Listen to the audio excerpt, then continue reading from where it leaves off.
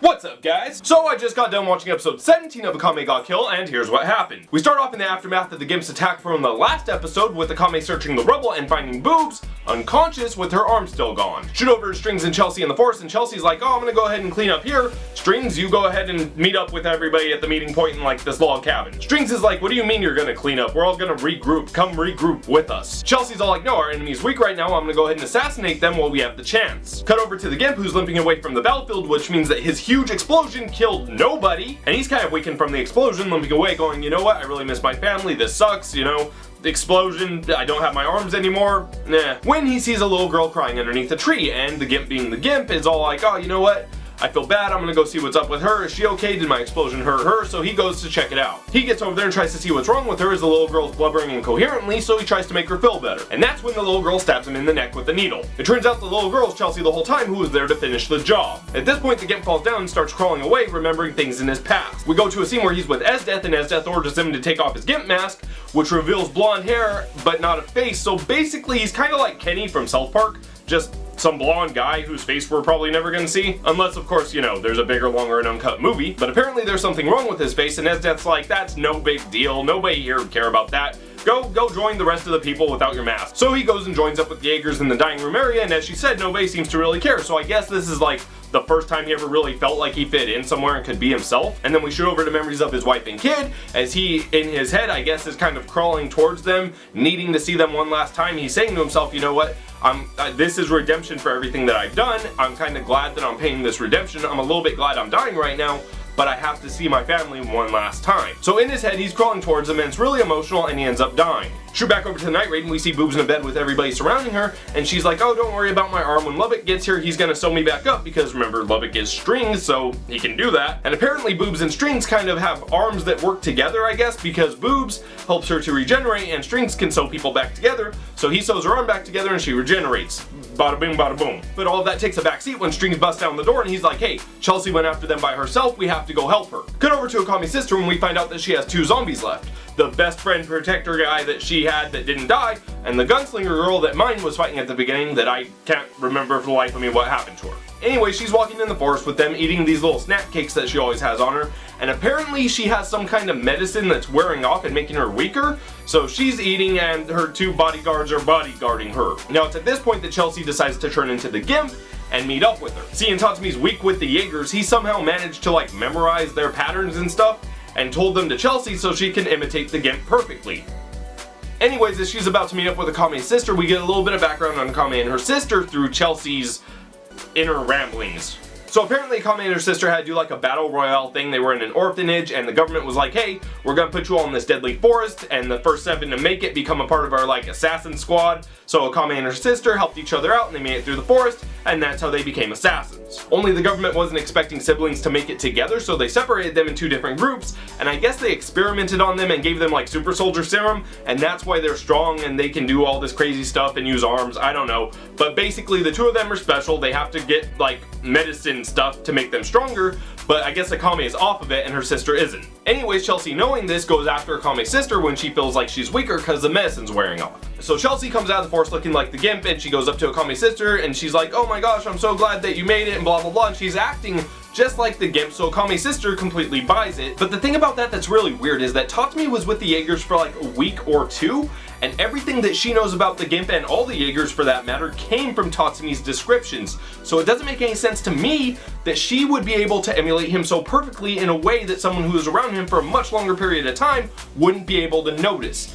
But whatever, that's what happens, we're moving on. So she gets introspective about the Akame sisters and their background for a little while before finally getting introspective about her own background. Now for me, this is the part of the episode that I kind of cared about the least and spaced out on a little bit, but I'll explain it as best I can. Basically, as far as I understand, she used to live in the capital working for or living under some kind of rich government guy who I think was training her to be an assassin. But all that changed when she realized that this rich guy was like hunting poor people for sport.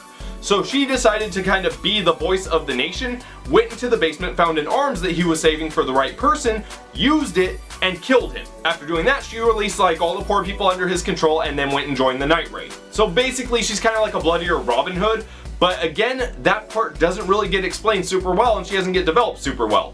She just kind of sees something wrong happening and goes against it, which is good, but at the same time it didn't like endear me to her in any way. Anyways, back at the present, Akame's sister and her are alone because Akame's bodyguards just fucked off somewhere because the plot wanted them to. They kind of fucked off somewhere. I guess they might have been scouting something, I don't know, but essentially they just fucked off somewhere. So as the medicine's wearing off and Akame's sister's getting weaker, she's like rushing these snack cake things into her mouth because I guess they must be more medicine or like something to help from the come down, I don't know. But apparently she needs them and she's like, as long as I have these, I'll be okay, so she's eating them. So Chelsea, dressed as the Gimp, sees this, she goes and holds Akame's sister and she's like, oh, it's gonna be okay, needle time. She hits what's apparently a vital spot and Akame's sister goes down. Afterwards, she transforms back into her normal self and she's like, good, both targets are dead, time to go. Only they're not at all because Akame's sister gets back up and she's like, you tried to kill me? You tried to kill me? And Chelsea's like, holy shit, what just happened? It turns out apparently Akame's sister like sold part of her soul or something to be able to resist attacks like that. I don't really know, they didn't super explain it real well,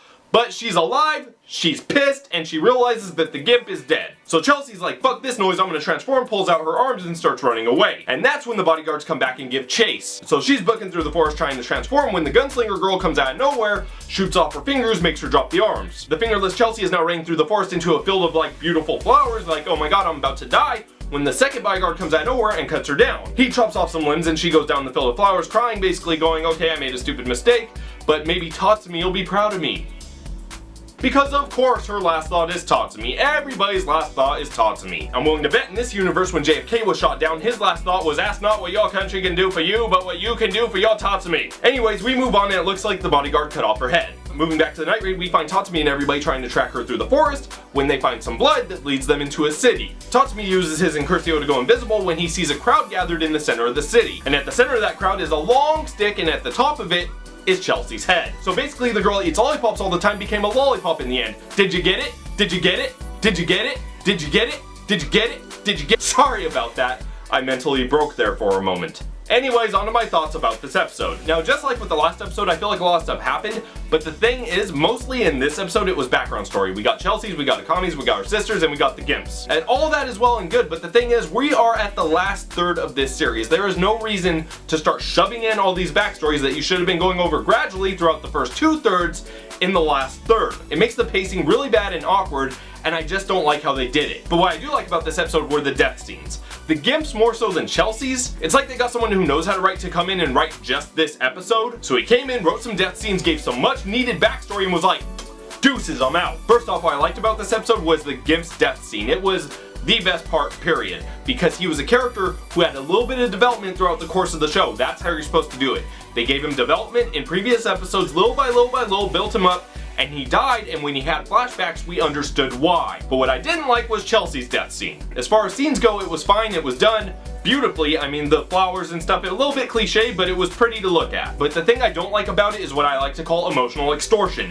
They gave you her backstory in this episode only to kill her in this episode, and this isn't the first time Akame ga Kill has done this. Seriously, Akame ga Kill, you know how to do this. You did it right with the Gimp. You gave us a little bit of backstory over time and then killed him.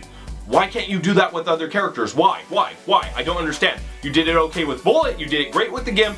Why does every other character get this shitty info dump in the middle of the episode and then kill them in the same episode? It doesn't make sense. But whatever, that's just an idiosyncrasy of mine that I can't stand when shows do. Same reason I didn't like Knights of Sidonia, but whatever. Anyways, all in all, for me, this was easily, hands down, the best episode in the series thus far. Now honestly, if they can keep going down this path, I mean, they might be able to redeem themselves. But thus far, I really don't care about anybody's backstory. I don't care about Akame or her sister. I don't care about the Bionic Commando. I don't care about Strings. None of these backstories were done in a human way that makes me give a shit about the character. The Gimp did it, and maybe it's because he had a family. Maybe it's because he knew that he needed to be redeemed. I don't know. There was a lot of layers there.